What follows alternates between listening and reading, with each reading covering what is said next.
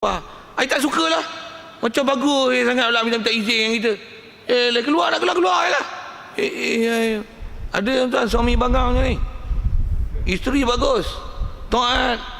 Nak puasa pun abang, esok saya nak puasa. Puasa pun puasa qada ni, tapi macam mana pun kotlah abang ada hajat apa esok. Saya nak minta izin juga kat abang untuk puasa qada esok. Boleh ke bang? Bukan puasa sunat kalau ikut yang minta, saya kena minta izin. Puasa wajib pun minta tak? Kalau ikut dia boleh buat tengin dia je. Saya ada puasa qada ni tinggal berapa hari lagi ni, nak masuk Syaban. Mai haid aku, tak dan aku puasa esok, nak kena bayar dam lah. Nak kena bayar fidyah puasa esok, saya yang kena bayar, bukan abang kena bayar. Tak ada, esok saya nak puasa, you ada hajat ke, you mengelepar ke, saya tak percaya. Dia boleh buat itu pasal puasa wajib, puasa qada. Tapi minta izin, bagus punya isteri. Nak minta izin juga abang. Apalah awak ni? Minta izin, nak puasa je lah. Ya Allah, ada kan. Ada suami bangang macam ni. Ada isteri bagus dengan agama, dengan aurat, dengan anak, akhlak, budi bahasa cantik. Suami tak bagus, habis-habis macam ni lah.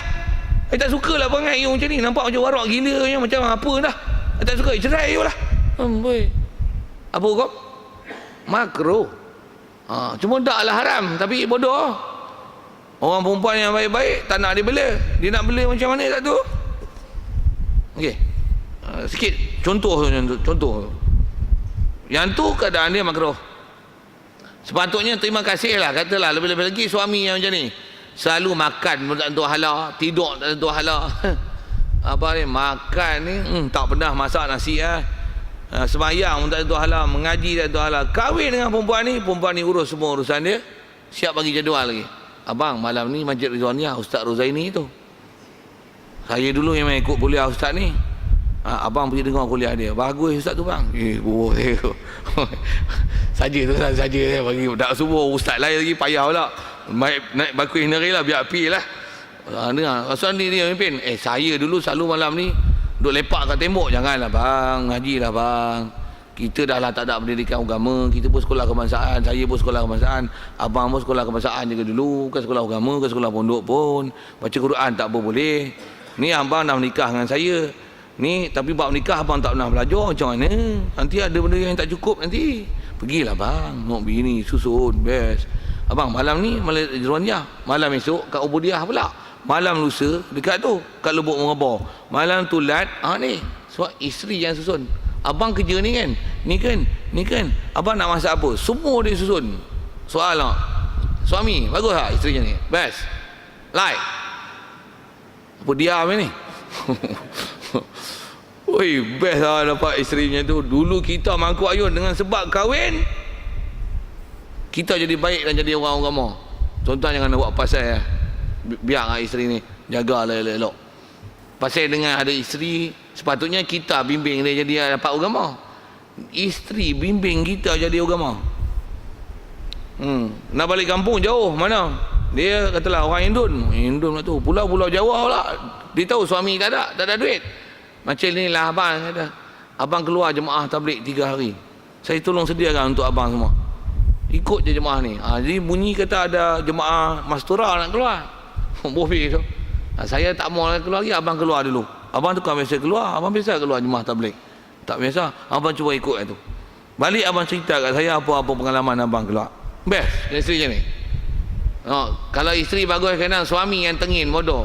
Apa ingat awak tabligh ke? Awak bukan tabligh lah. Belagak ke min? Apa? Kau tabligh apa?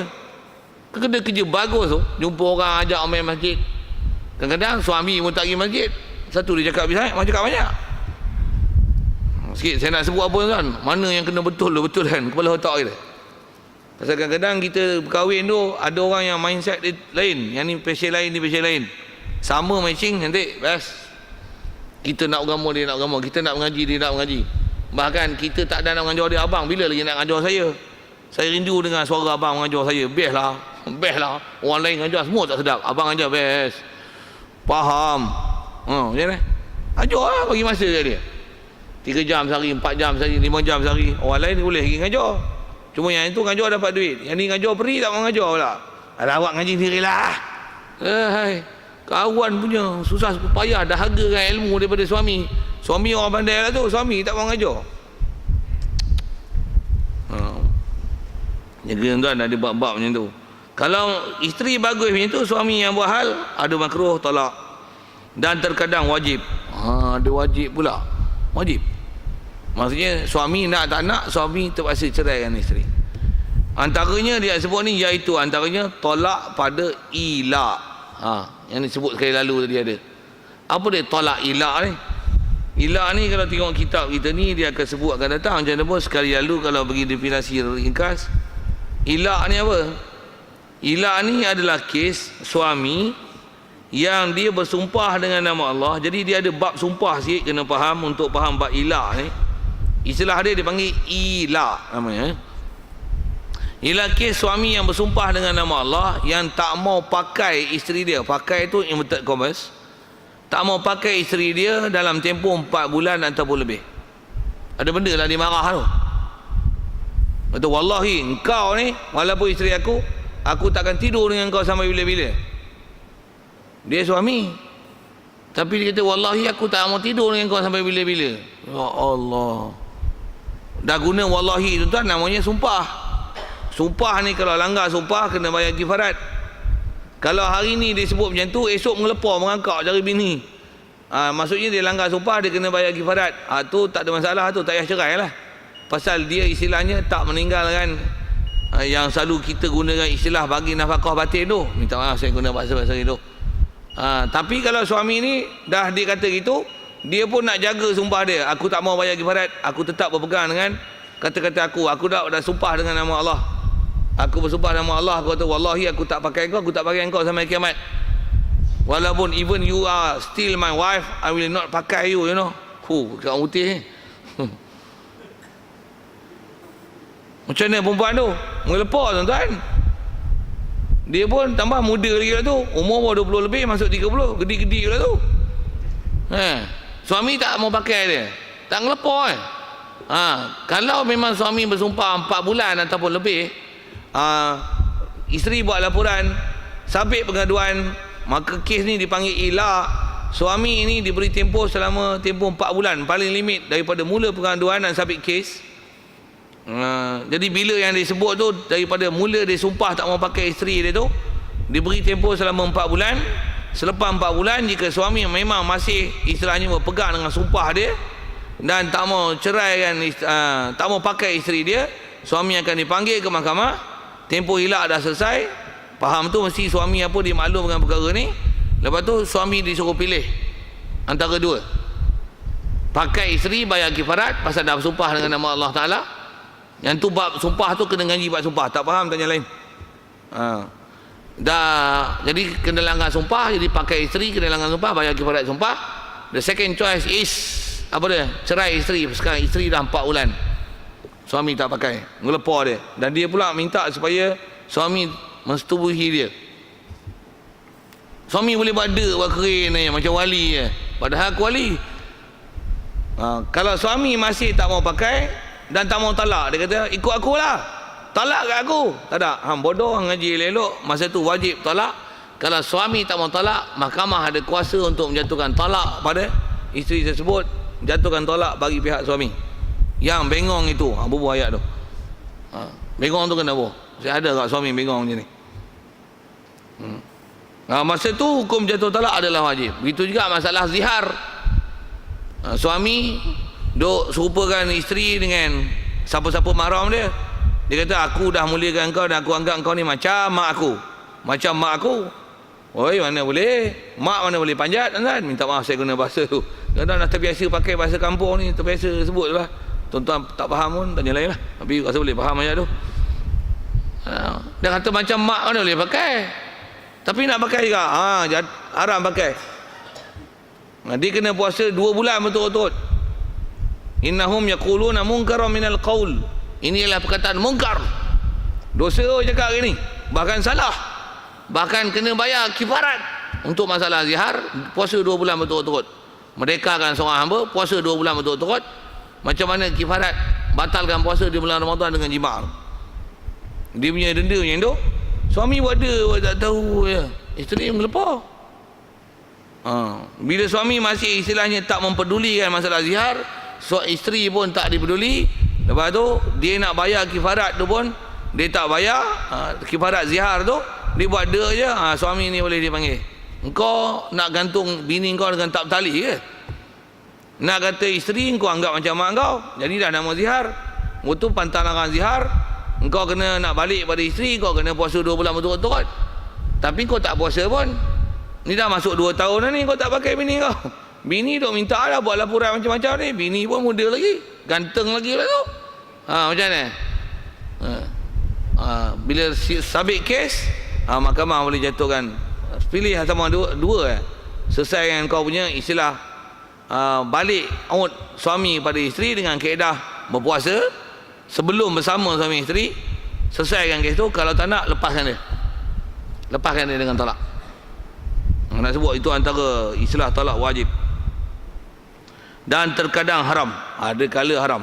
Orang Melayu kita banyak ni, apa dia, marah-marah, kelahi-kelahi, aku cerai engkau. Tapi dia cerai haram talak, iaitu ditalak dalam haid. Jatuh talak, tapi perbuatan tersebut haram. Kita akan jumpa nanti masalah akan datang. Haram pasal apa? Pasal mana-mana isteri yang diceraikan dalam keadaan haid, dia akan memanjangkan tempoh iddah isteri. Kalau ada pun kes yang dikecuali masalah haid lepas, haid ialah yang boleh jatuh talak. Macam mana kita belajar lepas, antaranya bab khuluk. Khuluk boleh suami menjatuhkan talak pada isteri dengan istilah khuluk yang lepas dalam keadaan isteri haid, pasal isteri yang minta diceraikan.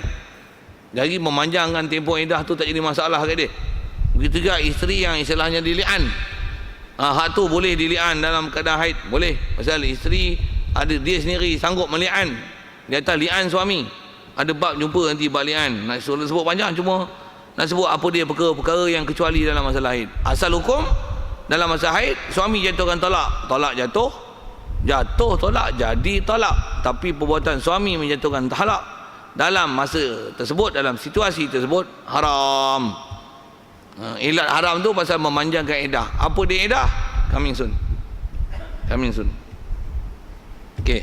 Jadi kalau ikut apa yang disebut tu adalah hukum menjatuhkan talak itu sendiri.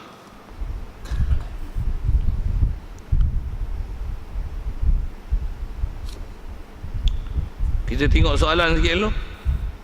Pasal nak baca tu ada bab agak mudah juga tengok. Ada soalan. Saya ingin bertanya mengenai kahwin di usia muda. Mohon pencerahan. Tuan-tuan boleh jawab tak? Boleh? Kahwin muda macam mana? Umur 12 tahun kahwin dah. Orang tua-tua dulu memang macam tu tak? Dan memang kalau kita belajar bab hadis, antara galakan yang diberi oleh Nabi kita Muhammad sallallahu alaihi wasallam ialah orang perempuan bila dah sampai umur balik, kahwin dengan dia cepat-cepat.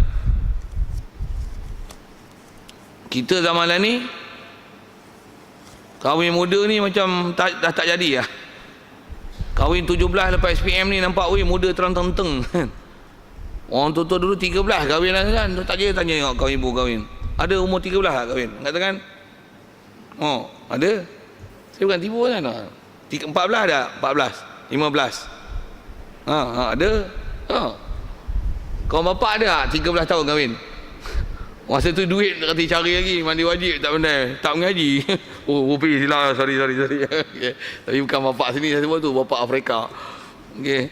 Jadi kalau atas kata boleh ke kahwin muda, tak ada masalah. Cuma kalau boleh carilah pasangan dia, suami tu suami yang pandai. Macam mana nak cari suami pandai? Selalunya susah sikit. Cari lah, istilahnya cari yang pandai lah. Jadi umur ada bab, rasanya kita ada sekali lalu sebut itu masalah kufu tak kufu apa. Walaupun berumur, suami umur 30, anak perempuan dia umur 15, boleh? 15 tahun boleh? Tak ada masalah fiqah. Sayyidina Aisyah dengan Rasulullah umur berapa? Umur Rasulullah 53, 54. Aisyah kalau ikut riwayat kahwin tu umur 9 tahun. Syarat tak ada apa? Tak ada masalah.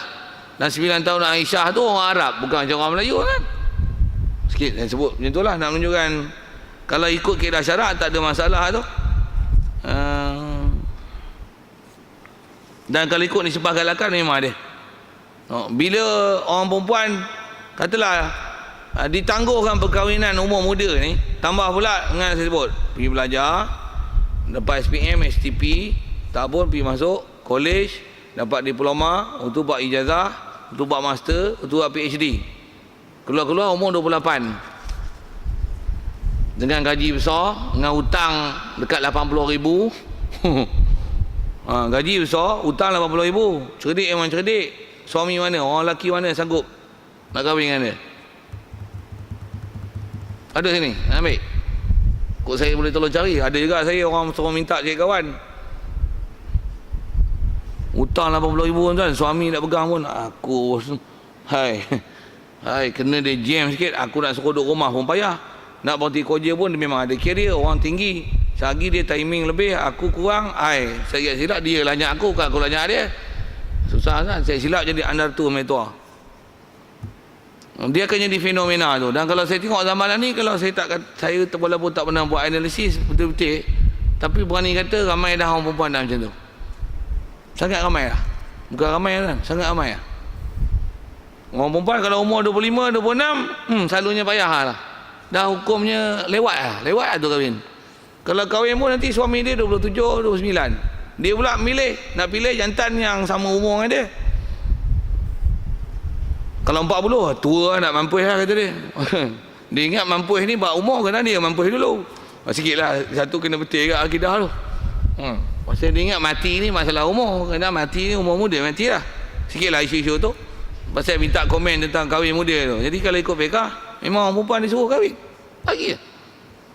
Tambah pula ada orang bertanggungjawab, nak ambil tanggungjawab perempuan ni sebagai isteri. Lepas tu dia pula memang ada upaya mendidik perempuan ni sebagai orang baik dan orang agama. Jangan.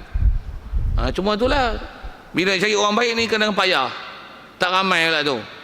Apatah lagi dengan istilah ada kita bicara lepas, tambah lagi dengan istilahnya nak dimadukan. Lagi tobat, kita tutup pintu terus. Tak ada. Anak aku macam mana aku tak rela dimadu, aku tak rela anakku dimadu. Dia pula yang tak rela anak, okey. Saya ada kawan seorang, entah dengar saya nak sebut. Asal nak sebut tahun usia muda ni, pasal ada kawan seorang. Kawan pun tak kawan lah, kalau ikut mantabat tu anak murid, pernah ngajar dia. Pernah duduk pondok dulu Ustaz.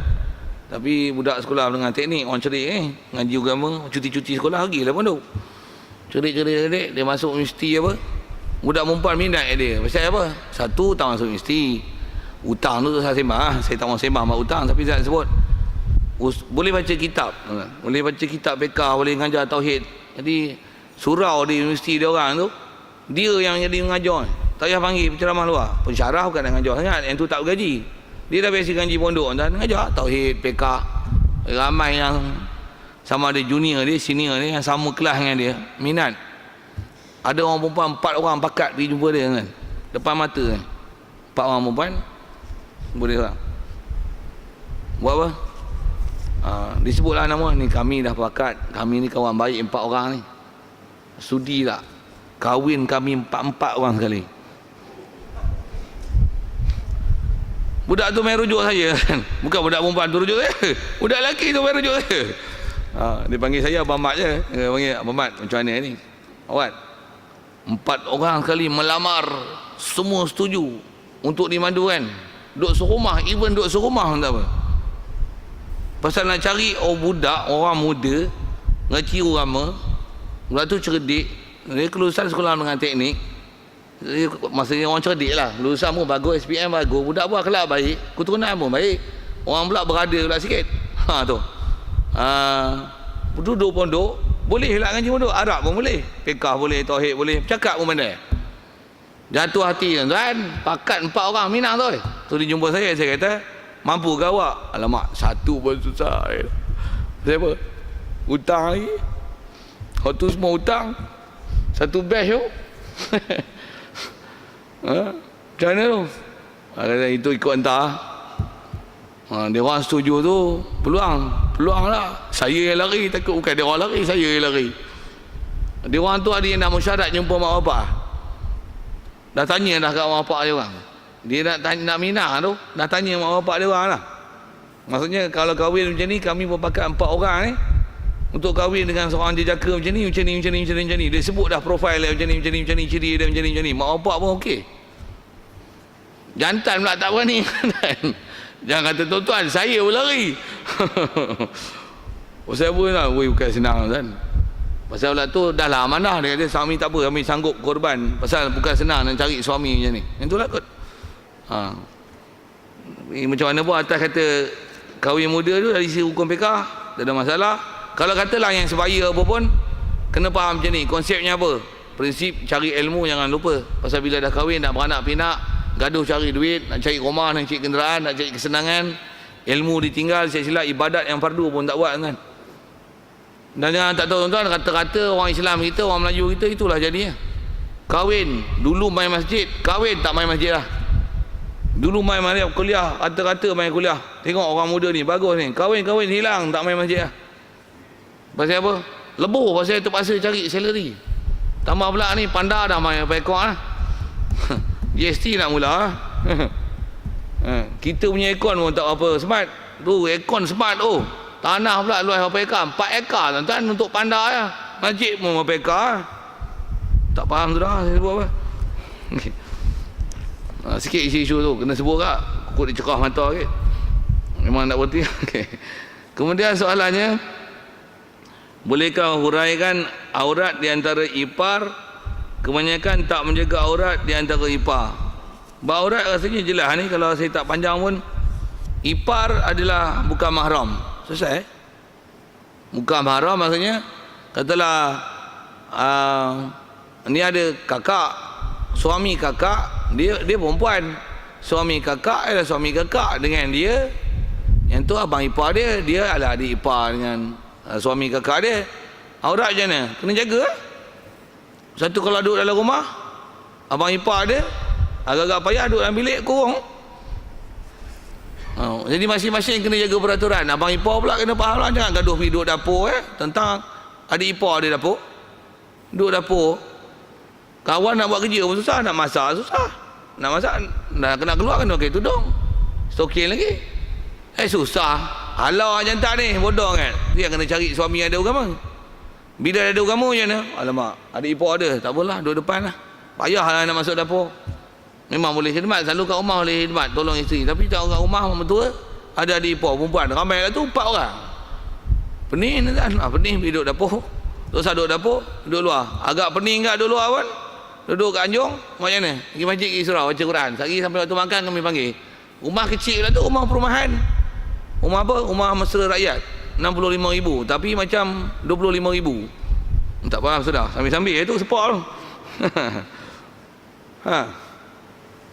Jadi semua kena jaga lah. Itu yang kata, bila ngaji agama, ilmu ada, masing-masing kena jaga peraturan tu. Okay. Contoh bab tu, yang kalau kita faham ni, semua orang kena berilmu. Dia memang bila semua orang berilmu, best. Satu kalau sikit lagi, kalau panjangkan berilmu tu, kita duduk bicara ni bab talak, cuma asal prinsip umum ilmu. Ilmu yang belajar macam ni, khusus kita belajar ni bab munakahat macam ni. Kalau sekolah kebangsaan tuan-tuan, silibus ni hanya dibelajar oleh orang-orang yang ada sekolah yang ada ambil subjek syariah Islamiah. Kalau sekolah kebangsaan biasa tak ada. Betul tak? Saya dulu pun sekolah kebangsaan, saya tak belajar bab nikah-nikah ni. Tak ada. Ngaji masjid, surau, ngaji pondok tu memang menghadap sungguh lah. Tak ada tuan, memang istilahnya umur 17-18 tu keluar tu silibus SPM bab haji tuan.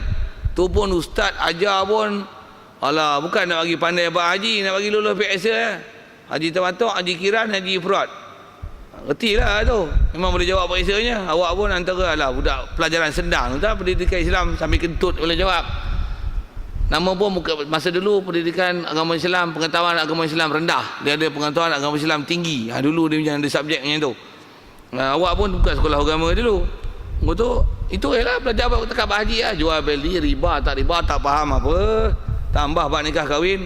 Orang yang berpendidikan macam tu lah yang kata-kata rakyat Malaysia yang belajar di sekolah kebangsaan, yang tu yang menikah kahwin, yang dapat beranak pinak, yang jadi majoriti rakyat Malaysia lah ni. Bayang tuan, siapa yang ada ilmu tu yang tak faham apa jadi. Nak pilih memimpin tak pandai, nak pilih bini tak pandai, nak tutup aurat tak kerti. Nak baca Quran tak boleh jawi, tak kenal ke masjid, tak nampak halal haram, tak kerti. Itu yang kadang-kadang bukan hujah agama, hujah akademik bodoh dia pun tak faham. Kalau sebut biarlah saya sebut hujah akademik bodoh, macam mana kan? Panda masuk Malaysia bagus tak? Sebut biar saya sebut hujah akademik bodoh. Dia kata memang kalau ada orang kata tak bagus, ada orang kata bagus. Orang kata bagus macam mana? Kata dia bagus, ini bukan senang kita nak dapat. Amerika pun China tak bagi tau untuk bela panda. Dia bagi kat Malaysia. Ini satu penghormatan dan hubungan diplomatik yang cukup erat antara China dengan Malaysia. Lagipun kita tak gaduh pergi tengok panda kat negeri China. Pergi je kat situ dah dapat tengok panda dengan kos jumlah RM5. Ada orang kata betul juga bangang macam tu tak boleh menilai kan? Dia tak boleh menilai. Ni masyarakat Malaysia. Naik harga minyak pun kata dia awak bubur RM10, dulu RM10, ni pun RM10. RM10 juga tak naik meter pun. Tuan-tuan tengok ada orang bodoh pak minyak macam tu. Dia tak faham yang naik tu datang apa. Tuan tak faham apa? Faham, bagus. Bagus. Saya tunjuk apa? Pendidikan yang tak cukup, tambah pula SPM pun tak lulus, diisap ganja, mak dadah, hak tu jadi suami. Duduk-duduk merempit dia, tak dapat tidak, kahwin je lah siapa yang ada. Yang tu yang lelaki, yang perempuan pula memang pendidikan agama pun tak ada. Tu yang merapukan nak cari suami. Madu tak bagi. Walaupun ada suami yang baik yang boleh bela dia. Macam mana nak buat kan? Saya tak tahu nak selesai tu, susah. Kalau bagi saya jadi Perdana Menteri, saya pun tak nak. Menteri Besar Perak masa tolak. Itu. Saya dia pun nak nanti jadi mudir sekolah kan. Susah kan. Pasal mudir ni orang yang nak mengurus pengurusan semua. Saya tak ada otak, tak ada masa otak nak berjubuh tu. Pasal mesti mengurus pengurusan guru, murid, pelajar. Tu pun lantik juga sebagai hem. Iwan murid kena juga. Murid tak pasal pegang, tapi pengurusan lain tak mahu.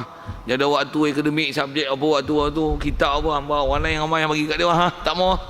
Usulan pelajar.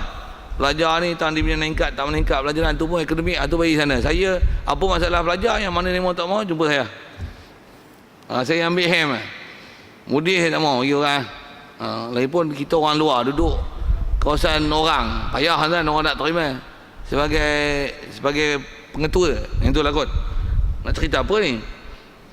Cerita masalah bukan senang tuan untuk mengurus, tambah pula orang yang kita urus, orang yang memang tak terurus. Satu pun sakit kepala tambah 4. Tu. Tu tak ada beban batu digalas, tak ada projek tu. Sikitlah bahasa tu. Tengok dari sisi sudut nak macam mana kita belajar bab-bab ada isteri lebih pada seorang tu, macam nak je, macam suka je, macam minat aja, tapi beban tu macam tak pernah fikir pula apa masalah yang akan datang. Persediaan pun tak lengkap, ilmu pun tak mantap. Sikitlah sebut bab tu. Jadi asal nak sebut tu macam mana kembalikan. Jadi asal saya nak buka tu nak sebut benda tu ialah pendidikan lah. Jadi berapa orang yang dapat pendidikan tu? Yang main masjid tu, berapa orang yang kelas kebangsaan main masuk? Ada pelajar SPM sini? Yang kata 5 kata 4 ada? Payah cari kan. Pelajar kata 4 kata 5 main masjid. Payah dengar saya tu. Yang ada masjid ni mana? 60-65 ada? Harta kata-kata tu hak pencen lah 55-65 hak tu kata-kata lah. 45 ada 45 45-50 itu pun boleh bilang dengan jari kan. Jadi siapa yang nak jadi excellent, jadi rakyat Malaysia yang nak faham kita baca ni? Yang tu yang jadi pelapis generasi kita. Bayang tuan, kita punya masalah ini bukan masalah Kuala Kangsar tau, masalah satu Malaysia. Yang tu kot sikit supaya lontaran pemikiran macam tu. Jadi nisbah nak sambung tu sekali lagi lah insyaAllah. Kalau ikut saya baca. Tapi peringatan ni duduk depan ni saya sebut beberapa kali lah. Saya tak mula, saya pun faham, demo pun faham saya pun faham demo. Jadi sama-sama faham lah. Jadi kita tangguh dulu lah. Tumpung kalau ikut lajak tu, InsyaAllah kita tengok nanti dia akan sebut. Pasal asal bicara pun tolak. Sekali lalu definisi mudah. Kemudian hukum hakam yang boleh berbeza disebabkan situasi yang berbeza. Dia akan sebut nanti bila sebut tolak, dia ada dua jenis lafaz yang kita kena faham elok-elok. Yang ni yang kena perhati ni. Sama ada jadi tak jadi, walaupun katalah mahkamah kata tak jatuh talak disebabkan teknikal perbicaraan. Tapi kalau memang suami tahu dia sebut memang sepatutnya jatuh talak, dia kena faham talak memang jatuh. Ni yang setiap orang kena mengaji. InsyaAllah kita tengok akan datang lah. Yang ada dua nanti disebut, ada istilahnya talak tu lafaz